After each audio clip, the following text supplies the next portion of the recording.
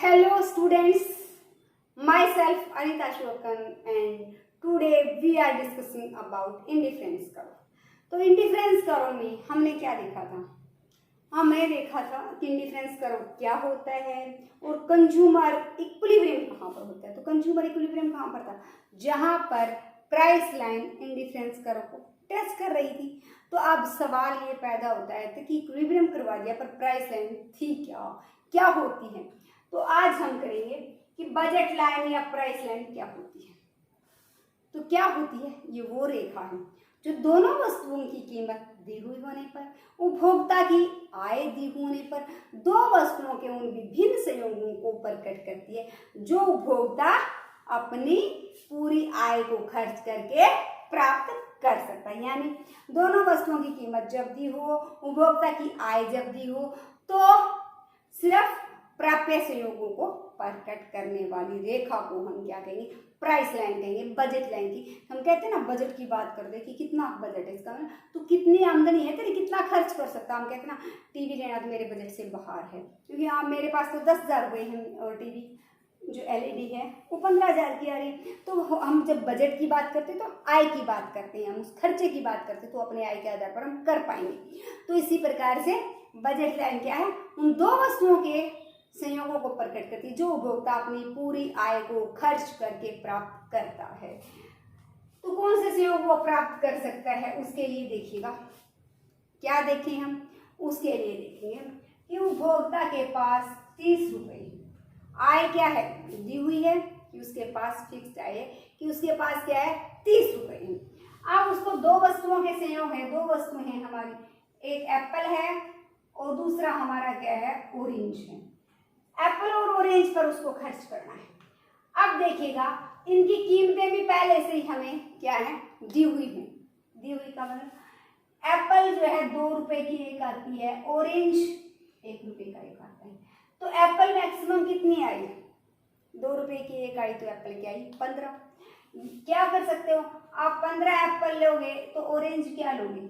0 लोगे। उसके बाद यदि आप एक ऑरेंज लेते हो, आप ऑरेंज की संख्या क्या कर देते हो? 1 कर देते हो, तो आपके पास क्या बच गए? तो उसके हिसाब से जो रुपए बच गए, या आप इसमें यहाँ जरूर नहीं है कि आप यूं सोचो कि 1 लिखा है, नहीं, हम बीच के कोई भी संयोग लिख सकते हैं कि आप 2 लिख लो, 4 लिख लो। हमें तो उनके कॉम्बिनेशन दिखाने के लिए मैंने यहाँ पर 2 लिख दिया। तो अब मैंने कितने रुपए खर्च कर दिए? 2 रुपए खर्च कर दिए। मेरे पास कितने रहे? 28। तो यहाँ हमें कितना खरीदूंगी? 28 रुपए बचे हैं। तो 28 को आप क्या कर दो तो आप कितने ले पाओगे? 14 एप्पल आप ले पाते हो, और उसके बाद भी आप क्या ले लेते हो? 2 ऑरेंज ले लेते हैं, क्योंकि ऑरेंज की कीमत क्या है? 1 रुपए का एक आता है। 14 एप्पल ली तो 28 रुपए की एप्पल आ गई, और 2 रुपए के मैंने ऑरेंज ले लिए। उसी प्रकार से आगे कितने भी कॉम्बिनेशन हम ले सकते हैं कि यहाँ 10 लिख दें या 4 लिख दें, 6 लिख दें, और लास्ट में हम क्या करेंगे? यदि वो इसकी 0 लेता है तो ऑरेंज की क्या ले लेता है? 30 मात्रा। तो कितने भी कॉम्बिनेशन ले लें कि उपभोक्ता की आमदनी दी हुई है कि वो 30 रुपए है, दोनों वस्तुओं की कीमत दी हुई है कि ये एप्पल 2 रुपए की एक आती है, ऑरेंज 1 रुपए का एक आता है। उसके बाद वो सारे कॉम्बिनेशन को दिखाती है जो उपभोक्ता अपनी पूरी की पूरी आय मान लो 30 के 30 रुपए को खर्च करके प्राप्त कर सकता है। तो बहुत सारे कॉम्बिनेशन है। तो अब हम देखेंगे, तो इस साइड तो हम क्या लेंगे? ऑरेंज। इस साइड हमने क्या लिया? एप्पल ले लिया। ये मेरी क्या है? बजट लाइन है। तो बजट लाइन है तो ये हमें दिखाती है कि हम कौन कौन से संयोगों को, इस रेखा के ऊपर के सारे संयोग हमारे लिए प्राप्य हैं, इसके अंदर के सारे संयोग मेरे लिए प्राप्य हैं। ये प्राप्य हैं क्योंकि मैं अपनी सारी आमदनी को खर्च करके इनको प्राप्त कर सकती। इस रेखा के ऊपर के सारे संयोग मेरे लिए क्या प्राप्य? चाहिए। यहाँ से लेंगे तो इतनी इसकी, ये OY संयोग लेंगे तो X की 0 मात्रा, ऑरेंज की 0 मात्रा, और एप्पल की हम क्या लेंगे? OY मात्रा। इसके बीच वाला भी कोई संयोग ले सकते हैं, इतनी इसकी ले ली, इतनी इसकी ले ली।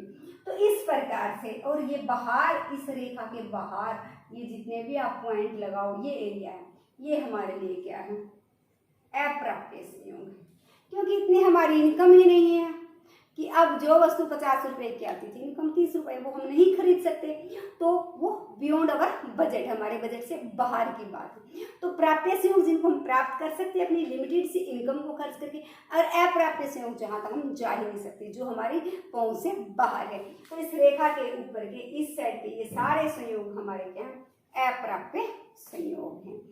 अब बजट रेखा की शिफ्टिंग कि वो दाईं या बाईं तरफ कब शिफ्ट हो जाती है, तो दो कारणों से शिफ्ट होगी। एक तो जब इनकम बढ़ जाए तो हम ज़्यादा ले पाएंगे। यहाँ पर 30 रुपये इनकम थी, अब यहाँ पर इनकम मेरी हो जाए 50 रुपये, 30 को मैंने क्रॉस किया, इनकम मेरी 50 रुपीज़ होगी, तो 50 रुपीज़ होगी।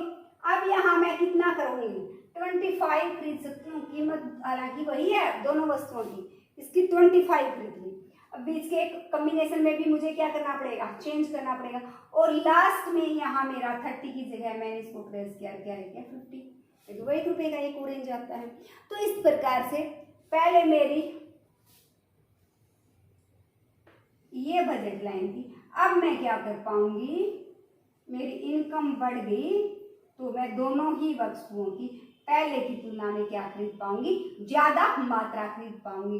ये ऑरेंज है, ये मेरी एप्पल है, तो दोनों वस्तुओं की मात्रा में पहले की तुलना में ज्यादा परचेज कर पाऊंगी। फिर ये है कि ये तो मैंने कहा कि इनकम चेंज होगी, अब हो सकता है कि प्राइस चेंज हो जाए। तो प्राइस चेंज होने पर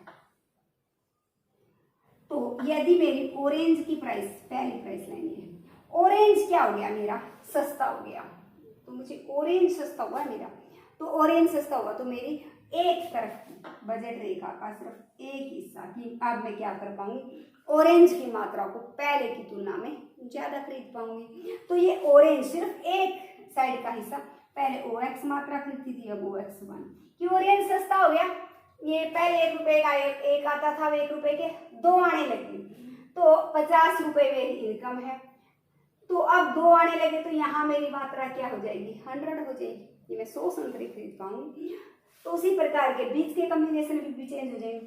दूसरा, जब क्या होता है कि ऑरेंज की कीमत में तो चेंज नहीं होता, सिर्फ क्या हो जाती है हमारी, कौन सस्ता हो गया यहाँ पर, एप्पल की कीमत क्या होगी, कम हो गई है, तो सिर्फ इस साइड वाला पोर्शन क्या हो जाएगा, खिसक जाएगा, किसकी तरफ, दाईं तरफ हो जाएगा वो। और जब मैं कहूँ इनकी कीमत बढ़ जाती है, देखो जब सिर्फ एप्पल की कीमत बढ़ती है तो ये एक एप्पल की मात्रा कम लेंगे तो वो क्या आ जाएगा, बाईं तरफ खिसक जाएगा। उसी प्रकार से जब मैं कहूँ कि ऑरेंज की कीमत बढ़ जाती है तो प्रारंभिक मेरा ये वाला था बजट रेखा, अब मेरी बजट रेखा क्या अंदर की ओर यानी दाईं तरफ खिसक जाएगी। अब मैं उन्हीं रुपयों से ऑरेंज की कम मात्रा परचेज कर पाऊंगी। ये तो थी कि एक वस्तु की कीमत के चेंज होने से कैसे मेरा जो बजट लाइन है वो चेंज होती है। अब मान लो दोनों वस्तुओं की ही प्राइस क्या हो जाती है, चेंज हो जाती है, तो मैं क्या करूं, तो देखिएगा ये मेरी पहली प्राइस लाइन है। अब दोनों वस्तुएं यदि सस्ती हो जाए तो दोनों की मात्रा ज्यादा, तो पैरेलल समानांतर रूप से वो क्या हो जाएगी, दाईं तरफ खिसक जाएगी। अब दोनों ही वस्तुओं की कीमत यदि बढ़ जाती है तो वो समानांतर बाईं तरफ अंदर की तरफ खिसक जाएगी। इसका मतलब कि अब मैं दोनों वस्तुओं की मात्रा को क्या ले पाऊंगी, पहले की तुलना में कम खरीद पाऊंगी। तो ये था कि जो हमारी बजट रेखा है क्या है कि दो वस्तुओं के सभी प्राप्य संयोगों को प्रकट करती है, जबकि उपभोक्ता की आय दी हुई हो और दोनों वस्तुओं की कीमत दी हुई हो। फिर ये अपना आकार, ये शिफ्ट कब हो जाती है, तो एक साइड तो शिफ्ट तब होगा जब सिर्फ एक वस्तु की कीमत में परिवर्तन हो, और समानांतर शिफ्टिंग तब होती है तो दोनों वस्तुओं की कीमत में चेंज आ जाए, या हमारी क्या हो जाए, इनकम में चेंज आ जाए। इनकम इंक्रीज भी हो सकती है, डिक्रीज भी हो सकती है। इंक्रीज हो जाएगी तो शिफ्टिंग किसकी तरफ होगा, दाईं तरफ होगा, और डिक्रीज हो जाएगी तो शिफ्टिंग किसकी तरफ होगी, बाईं तरफ होगी। तो students, like share and subscribe my channel.